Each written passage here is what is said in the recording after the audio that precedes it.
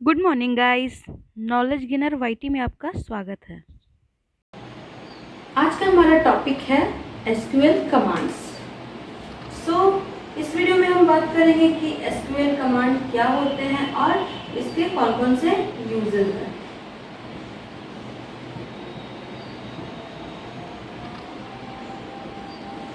तो चलिए वीडियो को स्टार्ट करते हैं।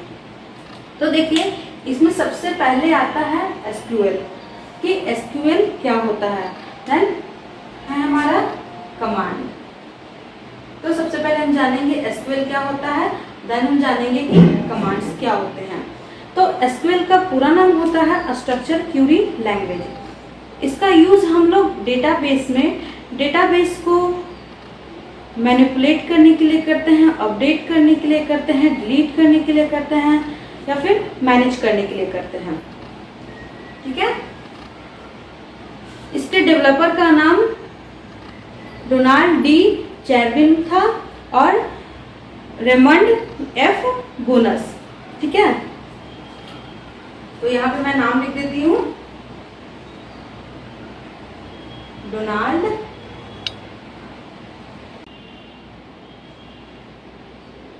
बोयस था। तो इन दोनों ने मिलकर एसक्यूएल को डेवलप किया था। कब? 1970 में। ठीक है। किसके द्वारा? IBM कंपनी के द्वारा। तो ये मोस्ट इंपॉर्टेंट क्वेश्चन है कि एसक्यूएल को डेवलप किसने किया था, कब किया था और किस कंपनी के द्वारा हुआ था।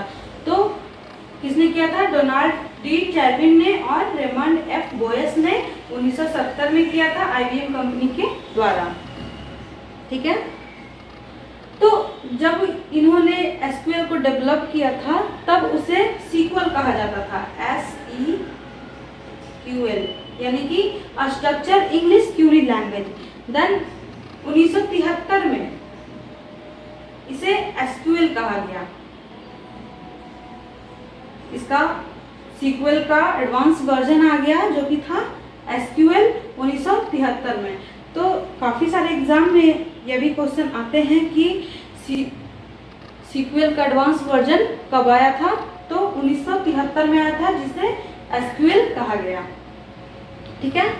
अब बात करते हैं कमांड्स के बारे में कि कमांड्स क्या होते हैं। तो कमांड्स यानी कि इंस्ट्रक्शन, एसक्यूएल में इंस्ट्रक्शन को कमांड्स कहते हैं। तो अब बात आती है कि डेटाबेस क्या होता है। तो डेटाबेस एक कलेक्शन ऑफ डेटा होता है जो कि इस फॉर्मेट में लिखा जाता है जिसे इजीली एक्सेस किया जा सके। ठीक है। तो मैं इसे आपको एक एग्जांपल के थ्रू समझाती हूँ जिससे आपको और भी क्लियर हो जाएगा। चलिए, तो यहाँ पे होता है कॉन्टैक्ट होता है, पासवर्ड होता है और यहाँ लॉगिन का होता है। ठीक है। लॉगिन में आपका ईमेल आईडी होता है, पासवर्ड होता है, यहाँ लॉगिन होता है। देन यहाँ आपका नाम, एड्रेस, क्वालिफिकेशन और यहाँ नेक्स्ट पेज। फिर यहाँ पेमेंट होता है, SBI, credit card, steps, TID, transaction ID, login, यहाँ नेक्स्ट पेमेंट। इसी टाइप का पेज होता है ना। तो देखिए, जब आप यहाँ पे ईमेल आईडी अपना इंटर करते हैं इसमें और कांटेक्ट नंबर इसमें डालते हैं, फिर पासवर्ड अपना चूज करते हैं, तो वो कहाँ जाता है? कभी सोचा है? नहीं ना। तो चलिए बताते हैं। तो देखिए, ये जो है इस पेज से कनेक्टेड होता है।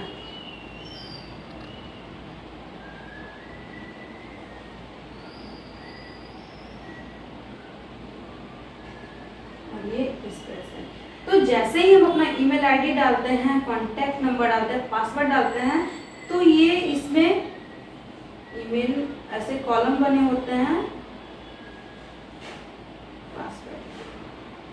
तो जैसे ही हम अपना इसमें ईमेल आईडी डालते हैं, कांटेक्ट डालते हैं, पासवर्ड डालते हैं, तो वहाँ यहाँ के वो इंटर हो जाता है।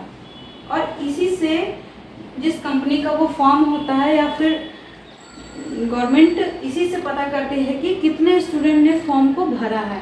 यहाँ पे इसका जो लिस्ट होता है इससे वो काउंट करती है, ठीक है, कि कितने स्टूडेंट ने कितना फॉर्म भरा है। देन जब यहाँ पे हम इंटर करते हैं तो नेक्स्ट पेज आने के लिए, ये पेज आने के लिए यहाँ वो कॉल करता है। क्या कॉल करता है कि यहाँ जो हमने ईमेल आईडी और पासवर्ड डाला है वो इसमें है या नहीं है, वहाँ पे वो लॉगिन नहीं होगा। तो इस तरह से यहाँ ईमेल का होगा, यहाँ पासवर्ड होगा, देन ये यहाँ से फिर रिकॉल करता है ये पेज ओपन होने के लिए, ठीक है।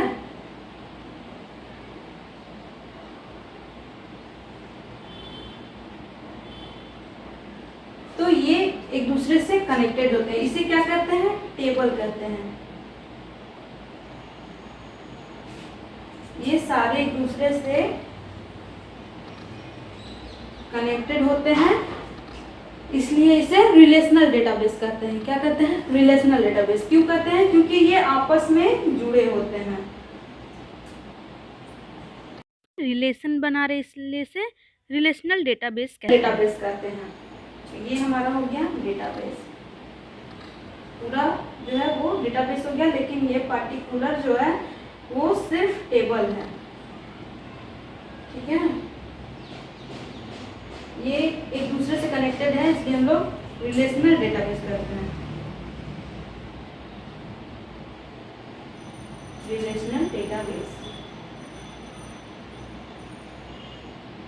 या फिर शॉर्ट में से RDBMS कहते हैं, ठीक है। डेटाबेस के टाइप्स कौन कौन से हैं मैं आपको नेक्स्ट क्लास में बताऊंगी। सो फिलहाल आप समझिए कि डेटाबेस क्या होते हैं, ठीक है। तो अगर ये आपको समझ में नहीं आया हो तो मैं आपको और भी एग्जांपल देती हूँ। जैसे कि आप लोग में से मोस्टली लोगों ने फेसबुक यूज़ किया होगा, तो फेसबुक का देखिए इस टाइप का पेज होता है,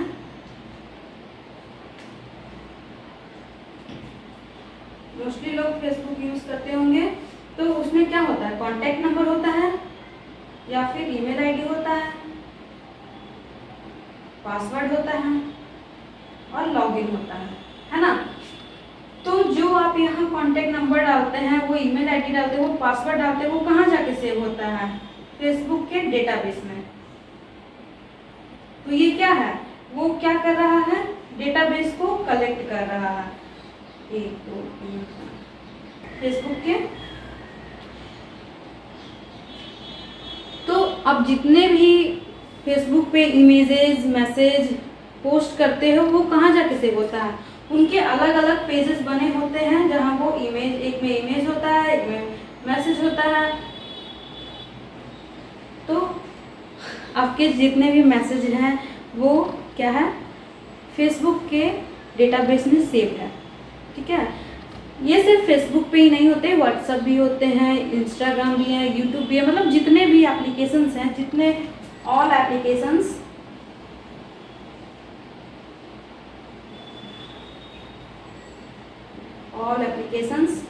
इसके पीछे उनका डेटाबेस बना होता है जहां उनका डेटा सेव होता है। आई होप कि आपको डेटाबेस क्लियर होगा। चलिए अब बात करते हैं उसके टाइप्स के बारे में। तो एसक्यूएल के 4 टाइप्स हैं। पहला है हमारा DDL, दूसरा है हमारा DML, तीसरा है हमारा DQL और चौथा है हमारा TCL। तो आज की क्लास में हम DDL को पढ़ेंगे, देन नेक्स्ट क्लास में हम लोग DML को पढ़ेंगे, ठीक है। तो चलिए DDL को स्टार्ट करते हैं।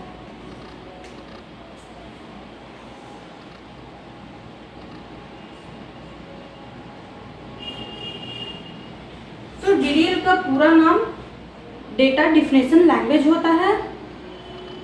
इसका यूज हम लोग स्कीमा के लिए करते हैं या फिर स्ट्रक्चर के लिए करते हैं। स्कीमा यानी कि स्ट्रक्चर, यानी स्ट्रक्चर रिलेटेड जो भी काम होते हैं वो हम लोग DDL के थ्रू करते हैं।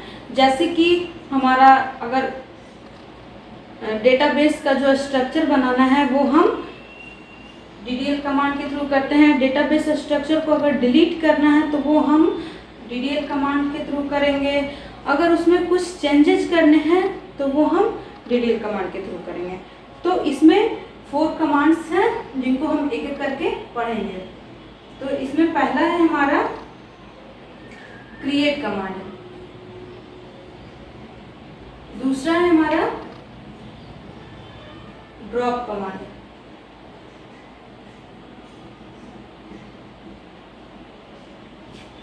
देन तीसरा है हमारा ऑल्टर कमांड, और चौथा है हमारा ट्रंकेट कमांड।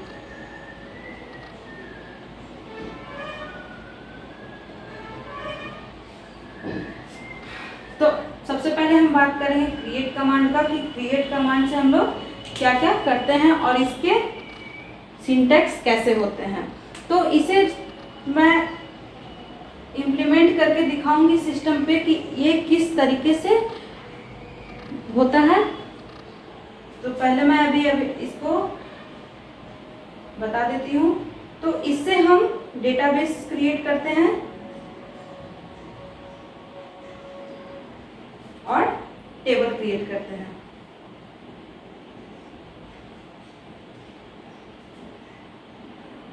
ठीक है, तो डेटाबेस बनाने के लिए क्या सिंटैक्स होते हैं और टेबल बनाने के लिए क्या सिंटैक्स होते हैं मैं एक एक करके आपको बताऊंगी। आई होप कि आपको इतना समझ में आया होगा कि SQL क्या होते हैं, डेटाबेस क्या होते हैं। तो अभी मैं इसे इरेज करती हूँ ताकि मैं अच्छे से आपको बता सकूं।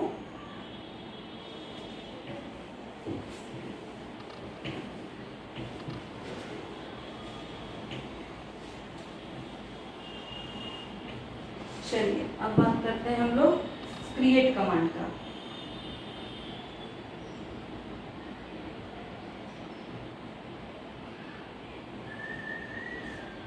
तो देखिए, जब हमें डेटाबेस क्रिएट करना होगा तो इसका सिंटैक्स होगा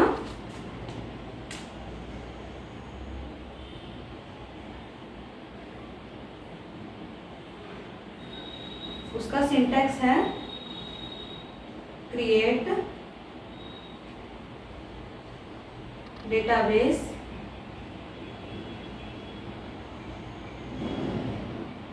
और डेटाबेस का नाम।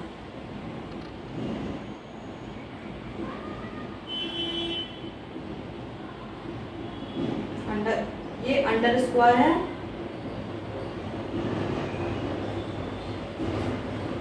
और सेमीकोलन। सेमीकोलन जरूरी है तो इसे ध्यान रखें, नहीं तो आपका सिंटैक्स एरर आएगा। तो ये हमारा सिंटैक्स हो गया। अब मैं इसे एग्जांपल इसका बताती हूँ। क्रिएट डेटाबेस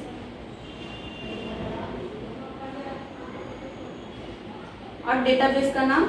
देखिए, कुछ इसको आइडेंटिफाई करने के लिए हमें डेटाबेस का नाम देना ज़रूरी होता है। इसलिए हम यहाँ पे डेटाबेस का नाम देते हैं। तो यहाँ पे मैं डेटाबेस का नाम दे देती हूँ कॉलेज। उसके बाद सेमीकोलन। सेमीकोलन देना ज़रूरी है, नहीं तो आपका सिंटैक्स एरर आएगा। इसे याद रखें। स्ट्रक्चर के थ्रू समझाती हूँ। तो देखिए, यहाँ पे जब मैंने ये सिंटैक्स दिया और एक एग्जांपल दिया कॉलेज नाम का, तो हमारा यहाँ पे एक क्लियर। अब इस डेटाबेस के अंदर मुझे एक टेबल बनाना है, एक ऐसा टेबल बनाना है। तो उसके लिए हमें टेबल कमांड, क्रिएट कमांड का यूज करना होगा टेबल के लिए। तो देखिए, यहाँ पे हो गया डेटाबेस के लिए।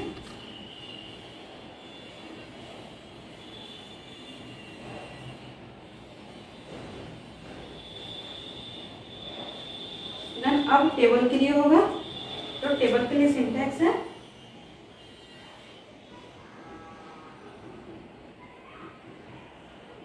क्रिएट टेबल नेम,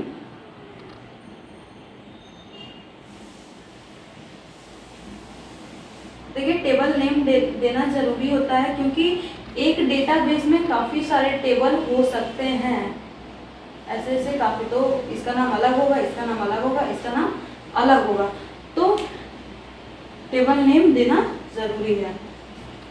ठीक है, बिना टेबल नेम के ये तो नहीं बनेगा क्योंकि हर चीज़ का तो नाम होना चाहिए उसे आइडेंटिफाई करने के लिए।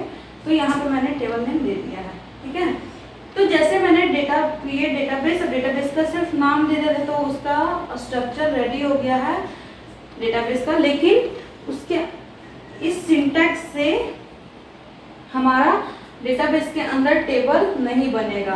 क्यों नहीं बनेगा?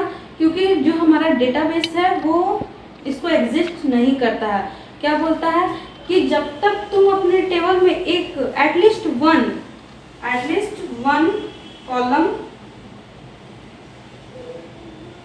कॉलम नहीं दोगे तब तक मैं तुम्हारे टेबल को एक्सेप्ट नहीं करूँगा। ठीक है, तो टेबल बनाने के लिए हमें इसके अंदर एटलीस्ट 1 या 2 कॉलम बनाना जरूरी है, एटलीस्ट 1 कॉलम बनाना जरूरी है। ठीक है, तो उसके लिए हम क्या करेंगे, इतना से तो हमारा जो सिंटैक्स है ये एरर आ जाएगा क्योंकि इससे वो नहीं लेगा। उसके लिए क्या करना होगा, तो हमें यहीं पे क्या करना होगा, देखिए यहाँ पे कॉलम नाम देना होगा, CLUM, कॉलम अंडरस्कोर नेम। अब कॉलम नेम हमने डाल दिया है, लेकिन ये नहीं पता है कि वो किस टाइप का है, जैसे वो इंटीजर है, वो वैरिएबल है, स्ट्रिंग है, क्या है हमें पता नहीं है। तो उसके लिए हमें डिफाइन करना होगा, जैसे कि आपका जो रोल नंबर है वो इंटीजर में होगा, लेकिन आपका नाम जो है वो स्ट्रिंग में होगा। तो उसके लिए हमें यहाँ पे उसका डेटा टाइप देना होगा। तो यहाँ पे लिख देंगे हम लोग डेटा टाइप।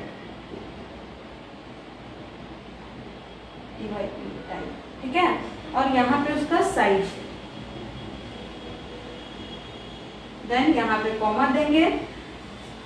उसके बाद फिर से अगर हमें दूसरा कॉलम बनाना है तो कॉलम अंडरस्कोर नेम, उसके बाद डेटा टाइप,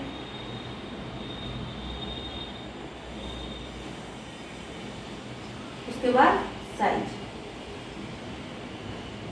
ठीक है, और अगर और भी हमें कॉलम बनाना है, इसमें मैंने 2 कॉलम बनाया है, तो देखिए यहाँ से अब हमारा बनके ऐसे रेडी हो जाएगा। ठीक है, तो इसका मैं एग्जांपल दे देती हूँ। चलिए, तो यहाँ पे मैं लिखती हूँ क्रिएट टेबल नेम, टेबल का नाम यहाँ पे मैं स्टूडेंट डाल देती हूँ, स्टूडेंट। उसके बाद देखिए यहाँ पे स्टूडेंट का क्या क्या हो सकता है, रोल नंबर हो सकता है, नेम हो सकता है, एड्रेस हो सकता है, कॉन्टेक्ट नंबर हो सकता है, बहुत सारे फील्ड हो सकते हैं, लेकिन हमें यहाँ पे सिर्फ मैं 2 ही बनाती हूँ। तो यहाँ पे देखिए मैं यहाँ पे उसको पहले रोल नंबर डाल देती हूँ। तो कॉलम का नाम क्या है, रोल नंबर, और उसका डेटा टाइप क्या है, इंटीजर डालती हूँ। उसका साइज मैं 10 डाल देती हूँ, देन कॉलम सेमीकोलन, कॉमा, फिर मैं स्टूडेंट का नाम दे देती हूँ, नेम, उसका डेटा टाइप वैरिएबल डालती हूँ क्योंकि वैरिएबल का साइज ज़्यादा होता है, और उसका साइज डाल देती हूँ 100। ठीक है, तो ये हमारा हो गया टेबल के लिए।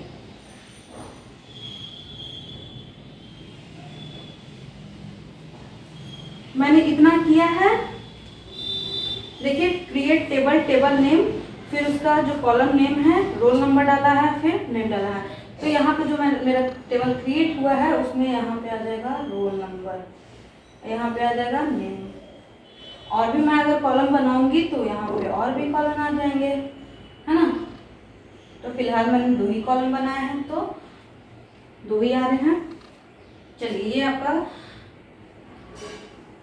क्रिएट, आई होप कि ये आपको समझ में आया होगा।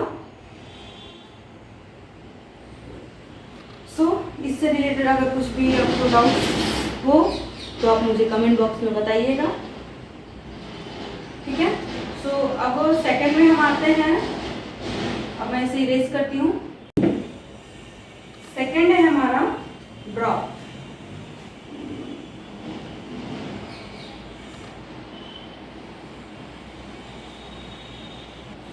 तो ड्रॉप टेबल हम लोग टेबल के स्ट्रक्चर को डिलीट करने के लिए करते हैं, ठीक है।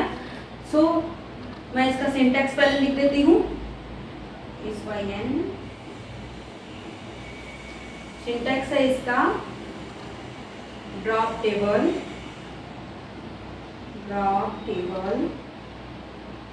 सॉरी चलिए इस टेबल ही करती हूँ। टेबल और टेबल का नाम, टेबल नेम, सेमीकोलन। तो ये हमारा हो गया सिंटैक्स। इसका मैं एग्जांपल दे देती हूँ। ड्रॉप टेबल, टेबल का नाम हमारा क्या है, स्टूडेंट।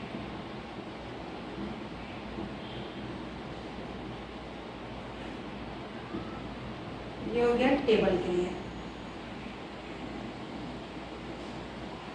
तो इससे हमारा क्या होगा, तो देखिए इससे हमारा ये जो अंदर का जो टेबल है वो पूरा डिलीट हो जाएगा, ठीक है। तो इससे हमारा क्या होगा, जो स्टूडेंट नाम का टेबल है वो डिलीट हो जाएगा, उसका पूरा स्ट्रक्चर ही डिलीट हो जाएगा, ठीक है। नाउ अब हम डेटाबेस के लिए करते हैं। सिंटैक्स है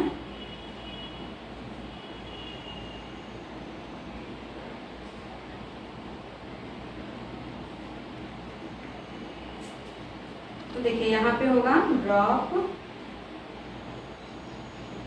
डेटाबेस,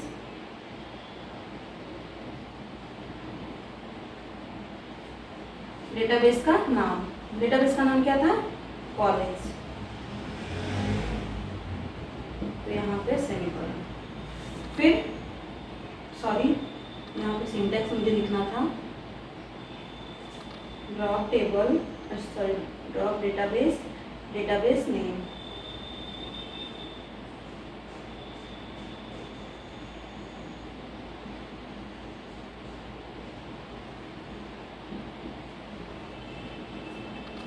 तो ये हमारा हो गया सिंटैक्स।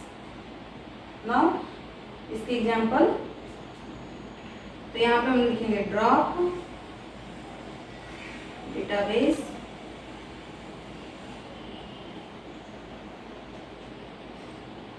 और डेटाबेस का नाम हमारा क्या है, कॉलेज।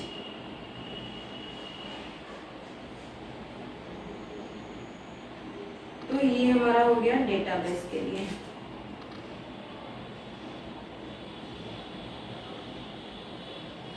ठीक है, तो देखिए इससे हमारा जो क्या होगा, ये पूरा कॉलेज नाम का जो डेटाबेस है वो डिलीट हो जाएगा। तो ये काफ़ी इफेक्टेड है। इससे जो है ड्रॉप से स्ट्रक्चर डिलीट हो जाता है, यानी कि जो भी डेटाबेस का स्ट्रक्चर हो या टेबल का स्ट्रक्चर हो डिलीट हो जाता है। आई होप कि आपको ड्रॉप कमांड्स अच्छे से समझ में आया होगा। ये काफ़ी इजी है। कहते हैं ना कि कुछ बनाने में ज़्यादा टाइम लगता है लेकिन ख़त्म करने या तोड़ने में कम टाइम लगता है, तो उसी टाइप का है। जैसे कि टेबल बनाने में हमें बहुत सारे कॉलम्स बनाने पड़ रहे थे, लेकिन ख़त्म करने के लिए बस इतना काफ़ी है, इससे ये ख़त्म हो जाएगा, आई मीन डिलीट हो जाएगा। तो आई होप कि आपको ड्रॉप कमांड समझ में आया होगा। नाउ नेक्स्ट अब हम आते हैं ऑल्टर कमांड पे। है हमारा ऑल्टर कमांड।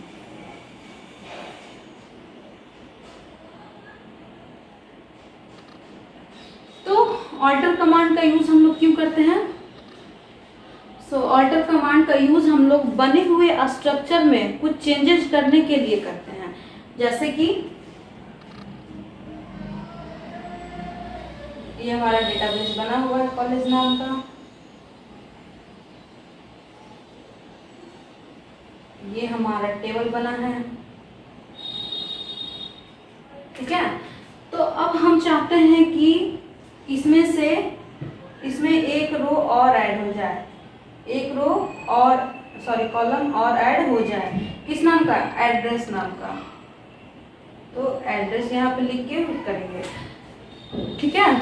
या फिर हम चाहते हैं क्या कि एक रो इसमें से डिलीट हो जाए, यानी कि जो इसमें नेम नाम का जो कॉलम है वो डिलीट हो जाए, तो वो भी डिलीट हो जाएगा ऑल्टर कमांड से, ठीक है। या फिर हम चाहते हैं कि जो हमारा टेबल है, स्टूडेंट नाम का टेबल है, वो उसका नाम चेंज हो जाए, ठीक है, या फिर कॉलम का नाम चेंज हो जाए। तो उसके लिए हम लोग ऑल्टर कमांड का यूज़ करते हैं। कैसे करते हैं तो अभी मैं आपको सिंटैक्स बताऊंगी। फिलहाल मैं इसे इरेज कर देती हूँ। चलिए, तो इसका सिंटैक्स पहले देखते हैं।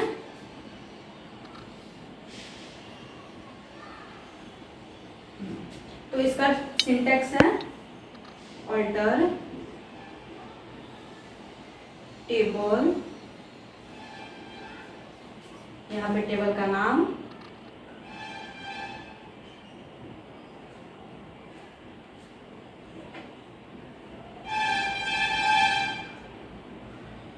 उसके बाद हम लिखेंगे यहाँ पे ऐड। अगर हमें देखिए यहाँ पे अगर हमें ऐड जोड़ना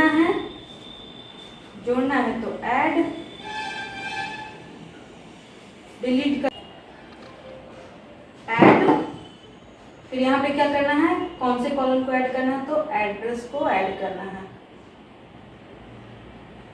एड्रेस, उसका डेटा टाइप क्या डालेंगे, वैर डालेंगे, उसका साइज डालेंगे और सेमीकोलन डालेंगे, ठीक है। चलिए इसका एग्जांपल देख लेते हैं। तो उसका एग्जांपल हम लोग डालते हैं ऑल्टर टेबल का नाम क्या था, स्टूडेंट,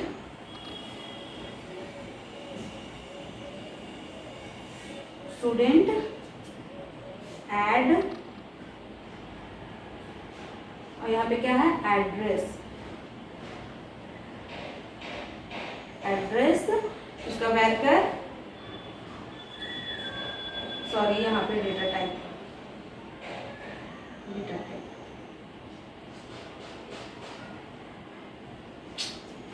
ये सिंटैक्स थोड़ा गलत हो गया, कॉलम में भी यहाँ पे होना चाहिए।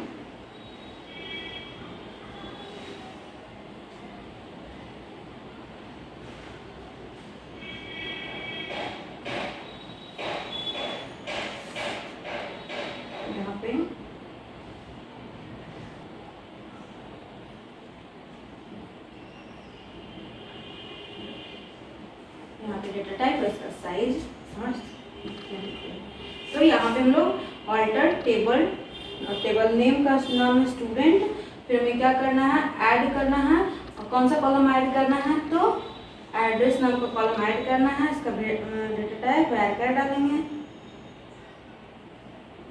और इसका साइज कितना है, 100 डालेंगे, ठीक है। तो इससे हमारा क्या होगा, तो इससे हमारा ये होगा कि पहले से जो हमारा रोल नंबर और नेम का जो कॉलम बना था उसमें एक कॉलम ऐड हो जाएगा, कौन सा, एड्रेस का। सॉरी, ये इधर से नहीं होगा,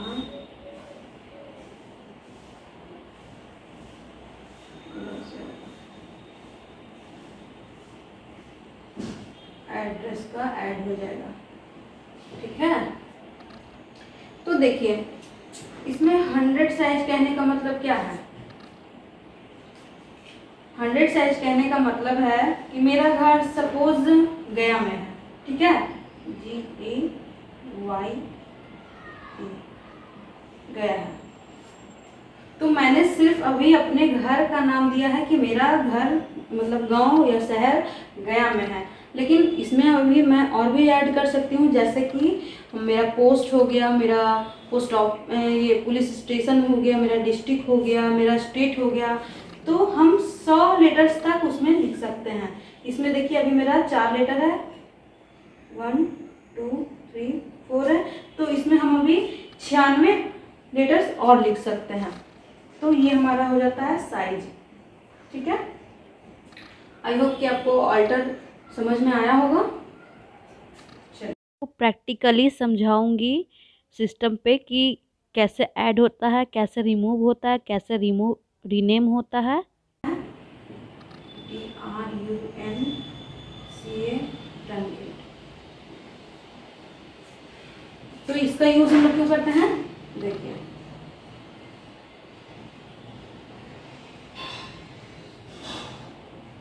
रोल नंबर हो गया, नेम हो गया, एड्रेस हो गया, क्योंकि एड्रेस अभी मैंने जोड़ा था, 1 2 3 4।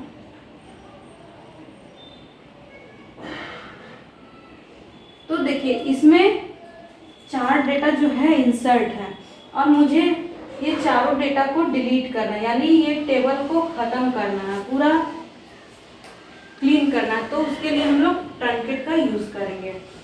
तो क्या है ट्रंकेट,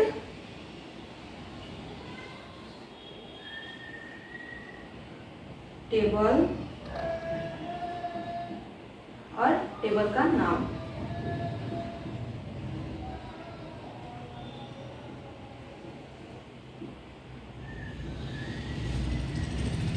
ठीक है, ये हो गया सिंटैक्स। इसका एग्जांपल देख लेते हैं। तो ट्रंकेट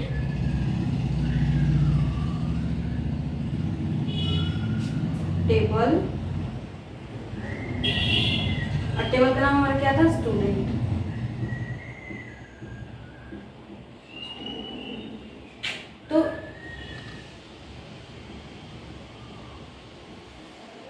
तो इससे हमारा क्या होगा, अंदर का जितना भी डेटा है वो डिलीट हो जाएगा। लेकिन देखिए इसमें स्ट्रक्चर हमारा डिलीट नहीं हो रहा है, स्ट्रक्चर हमारा है ही। स्ट्रक्चर किससे डिलीट होगा, ड्रॉप से, ठीक है। स्ट्रक्चर किससे डिलीट होगा, ड्रॉप से। तो इसमें हमारा स्ट्रक्चर डिलीट नहीं हो रहा है, बल्कि अंदर का सारा डिलीट हो रहा है। आई होप कि आपको ट्रंकेट अच्छे से समझ में आया होगा। तो आपका create second, drop third, alter और चौथा ये। तो आपका ये सारा कंप्लीट हो चुका है, यानी कि आपका DDL कंप्लीट हो गया है। नेक्स्ट क्लास में मैं आपको DML बताऊंगी, DML क्या होता है और इसके अंदर कौन कौन से कमांड्स होते हैं। अगर वीडियो अच्छा लगा हो तो वीडियो को लाइक करें, शेयर करें एंड चैनल को सब्सक्राइब करें। Thank you.